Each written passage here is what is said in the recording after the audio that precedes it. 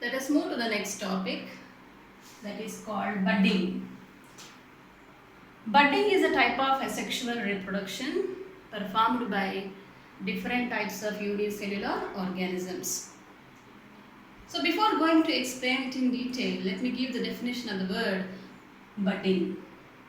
A type of asexual reproduction in which new individuals are produced from an outgrowth or a bud is called budding. Is it not surprising? Just through a small outgrowth or small bud, new individuals are able to be produced in some of the unicellular organisms like yeast. Here to explain about the process budding, I am taking an example, that is yeast. Yeast is a unicellular fungus. Yeast belongs to the category fungi. In 9th class, I think you have learnt about the different phylums of kingdom Animalia. In that, one of the important part we have talked about fungus.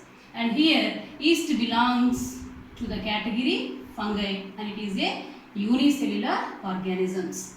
Most of you may have seen it in the bakeries to raise the volume of bread and cakes. They use yeast. So yeast just resembles like a sand particle, and when we observe it under electron microscope, it will contain a nucleus also. So during favorable conditions, yeast slowly develops a small protuberance or an outgrowth or a bud from its body surface. When this bud starts to develop inside, the nucleus itself, it gets divided into two parts. Slowly, one of the divided part of the nucleus migrates into the bud, the other one remains in the parental yeast. By getting food and nutrition from the parental yeast, bud grows big in size.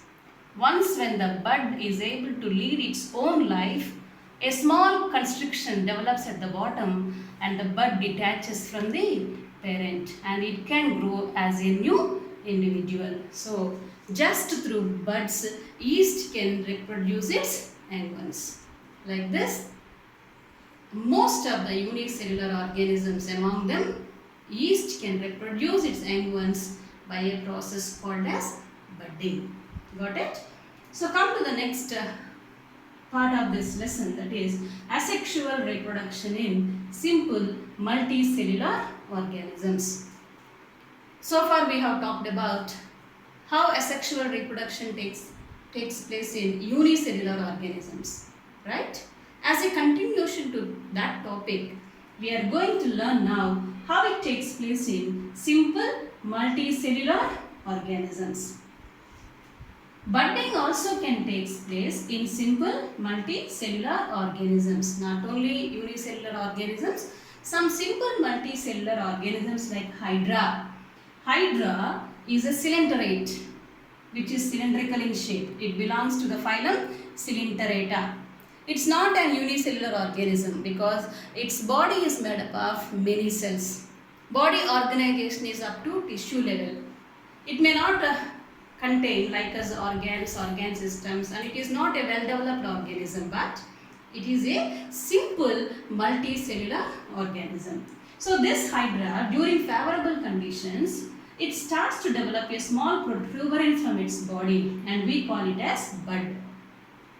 And this bud, by getting food and nutrition from parental Hydra, it grows big in size. When it is growing big in size, slowly it develops tentacles and it becomes big in size. Once when it is able to live its own life, slowly a constriction develops at the bottom of this daughter Hydra and it gets detached from the parent, and this detached daughter Hydra can grow as a new individual. Are you getting my point?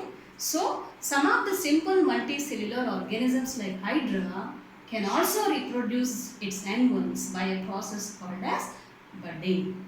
Understood? Come to the next important method of asexual reproduction, that is performed by another important simple multicellular organism, that is Spirogyra. Spirogyra is a multicellular algae. It's a algae. whose body is made up of many cells. It has ribbon-shaped chloroplast. In 8th class, you have talked about it. So, during favorable conditions, Spirogyra is able to reproduce its young ones by a process called as fragmentation. I repeat, fragmentation. The word fragment means piece, a small piece. That means through small pieces from the parental organism, it is able to reproduce its young ones. Let me give the definition for the word fragmentation. A type of asexual reproduction in which new individuals are produced by the breaking down of parental organism into pieces. I repeat, a type of asexual reproduction in which new individuals are produced by the breaking down of parental organism into pieces is called as fragmentation. That means from each broken part, a new individual is going to be produced. If you take Spirogyra under favorable conditions, it attains its maximum size and it breaks into small pieces. Each broken part can grow as a new individual. Is it not surprising? Just by breaking down, just through buds, these organisms are able to produce their young ones. How is it possible? If you see, some of the simple multicellular organisms like Hydra and Spirogyra, they have some specialized cells in their bodies, some special cells, and those cells have the ability to produce a complete organism from a bud or from a broken part, and those cells are called as regenerating cells or stem cells. Called as what? Regenerating cells or stem cells, which have the ability to produce a complete organism from a bud or from a broken part. Though they do not have like a special organs to reproduce their young ones, due to the availability of these cells, specialized cells called stem cells, they are able to produce their young ones just through buds or through broken parts. Like this, through fragmentation, Spirogyra is able to reproduce its young ones. If you clearly observe here, there is an important difference between fission and fragmentation, right? So, are you able to give me that difference? Fission takes place in unicellular organisms. Fragmentation takes place in multicellular organisms. In fission, parental identity is lost. What does it mean? Once when the parent gets divided, there is no more parent. Parent itself, it becomes as new individual. Are you getting my point? That means parental identity is lost in fission, whereas in fragmentation also parental identity is also lost. So one of the important difference between fragmentation and fission is fission takes place in unicellular organisms, fragmentation takes place in multicellular organisms. Now another question, there is a chance of asking an important question by the board. What is it? What is the difference between budding and fission? Can you give me that difference? Let me explain. Budding and fission. In fission, parental identity is lost. Once when the new individuals are produced, there is no more parent in fission, right?